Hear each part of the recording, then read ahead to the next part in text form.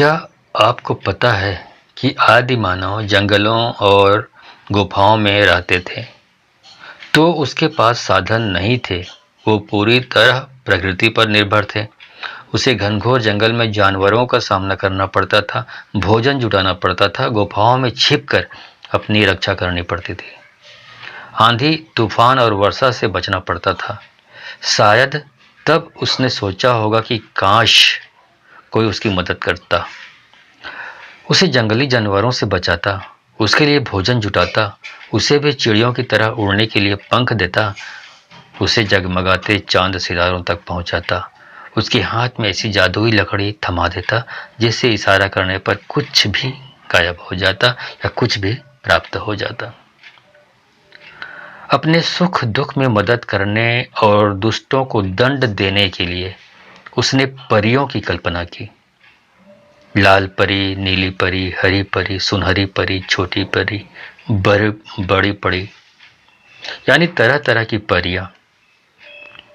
जब उसकी कल्पना में परियां उतर आई तो उसने उसकी कथा अपने दूसरे साथियों को सुनाई।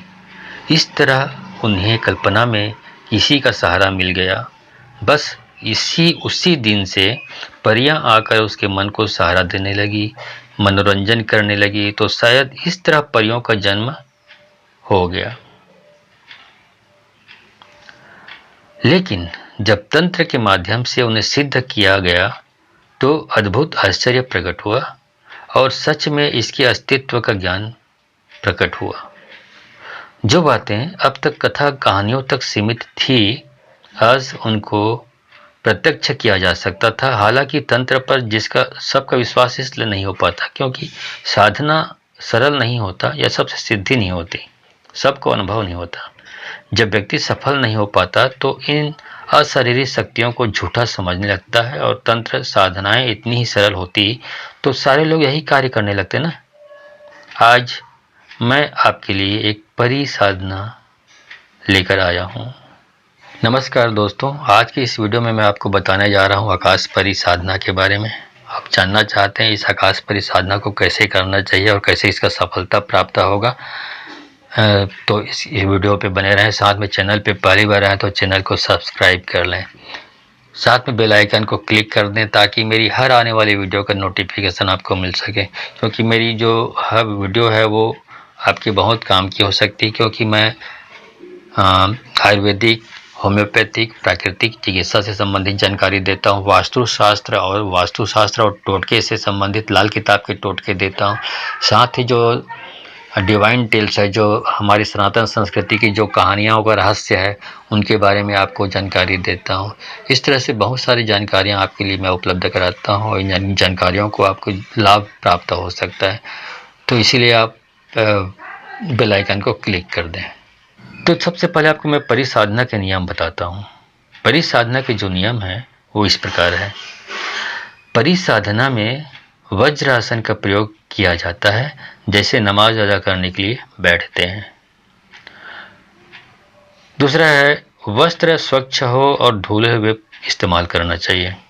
तीसरा है असत्य भाषण से बचना चाहिए और यथासंभव कम बोलना चाहिए, क्योंकि हम जितना ज़्यादा बोलेंगे मुख से असत्य तो निकलेगा ही, साथ ही साथ हमारी ऊर्जा भी ज़्यादा नष्ट होगी। तो कम बोलेंगे तो हमारी ऊर्जा संचित होगी, एकत्रित होगी। चौथा है साधना स्थल साफ एवं शांत होना चाहिए। साधना स्थल पर गंदगी नहीं फैलनी चाहिए या फैलानी भी नहीं चाहिए। हर रोज पोछा लगाना चाहिए। एक बात का विशेष ध्यान रखें कि शौचालय के पास कभी साधना नहीं करनी चाहिए और कमरे में भी शौचालय नहीं होना चाहिए, ये बात भी याद रखें। पांचवी जो बात है वो है कि साधक को मन, वचन और कर्म से ब्रह्मचर्य का पालन करना नितांत आवश्यक है। छठवीं बात है साधक को शौच के बाद स्नान और लघु संकर के बाद हाथ पैर धोने चाहिए। सातवीं टिप्स है, सातवीं बातें हैं, जो नियम है वो आप समझ लीजिए। इस नियमों को जान लेंगे तो आपको साधना में असफलता का मुंह देखना नहीं पड़ेगा। परिसाधनाओं और अमलों में चमड़े से बनी हुई वस्तुओं से परहेज रखना चाहिए। इन साधनाओं को करने के दिनों में गायत्री मंत्र जप नहीं करनी चाहिए, क्योंकि इससे साधना में जो शक्ति संचार होता है उसका क्रम अवरोधित हो जाता है। 9वां है कि अगर साधना में पुण्यों का पुष्पों का प्रयोग करना हो तो हमेशा तीव्र सुगंधित पुष्पों का ही प्रयोग करना चाहिए, जो बहुत दूर तक वातावरण को सुवासित कर सके। गुलाब और चमेली के पुष्प इस दृष्टि से बहुत ही उत्तम है। 10वीं बात है, साधना करने के बाद कुछ मिष्ठान का वितरण हमेशा करना चाहिए। इस बात को लोग हमेशा नज़रअंदाज कर देते हैं। वो लोग यह नहीं जानते हैं कि ऐसा करने से उनकी सफलता का प्रतिशत बढ़ जाता है। जो 11वां नियम है वो है कि लोबान धूप का ही प्रयोग करें। लोबान को हर परिसाधना में इस्तेमाल करने से साधना अपने पूर्ण प्रभाव देती है। 12वीं बात है कि साधना में सूती वस्त्र का ही आसन प्रयोग करना चाहिए। परी सामने आकर हमारे कार्यों को संभाल लेती है। उसका रूप अत्यंत सुंदर होता है, उसके शरीर हमेशा सुगंध से महकते रहता है। उसकी आंखों में देखने से साधक अपना सब कुछ भूल जाता है और परी का दीवाना हो जाता है। जब वो स्पर्श करती है तो ऐसा लगता है जैसे सारी ख्वाहिश पूर्ण हो गई है। उनका शरीर हमेशा ठंडा होता है और वो सब स्वयं हमें स्पर्श करे तो उसका शरीर गर्म हो जाता है, परंतु हमारे स्पर्श से उसका शरीर गर्म नहीं होता है। ठीक है। परी साधक को कभी नाराज नहीं करती है, उसकी प्रत्येक कामना पूर्ण करती है। ये साधना कोई भी कर सकता है, जैसे शादीशुदा पुरुष भी कर सकते हैं। एकांत कमरे में रात्रि 10 बजे से 12 बजे तक मंत्र जपें, सुगंधित धूप दीप जलाकर शुक्रवार से शुरू करें और 33 दिन 33 डेज तक आपको रोज जाप करना है। जाप करते समय मिठाई हाथ में ही रखें और जब भी परी प्रकट हो तब सबसे पहले उसे जो अंगूठी है वो पहनाएं और मिठाई उसे देकर उसके हाथ को चूमते हुए उसको अपनी प्रेमिका बनने का रिश्ता कायम रखने का वचन लो। परी प्रसन्न होने पर साधक की प्रत्येक इच्छा पूर्ण करेगी। इसमें 101 बार दाऊद शरीफ पढ़ना होता है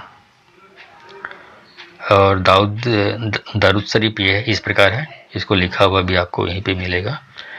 अल्लाहुम्मा सल्ले अला सैयदना मौलाना मुहादिब बारिक वसल्लम सल्लल्लाहु सलामुक या रसूलल्लाह सल्लल्लाहु ताला अलैहि वसल्लम। परिमंत्र सिद्ध हेतु माला का आवश्यकता नहीं होती है। बिना माला के रोज आप 72 दिन जाप करना है। नहीं, 72 दिन बोल रहा हूँ, 72 मिनट मतलब 1 घंटा और 12 मिनट जाप करना है। परी सामने आने के बाद जब तक हम उसको अंगूठी नहीं पहनाते हैं तब तक वो हमारे वश में नहीं हो सकती है। उसको अंगूठी पहनाने से वो हमारी प्रेमिका बन जाती है और हमें सभी सुख देती है।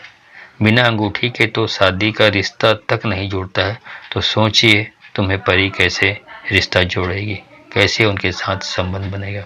ठीक है, तो ये है परी साधना के बारे में कुछ प्रमुख बातें जिनको आपको करना है।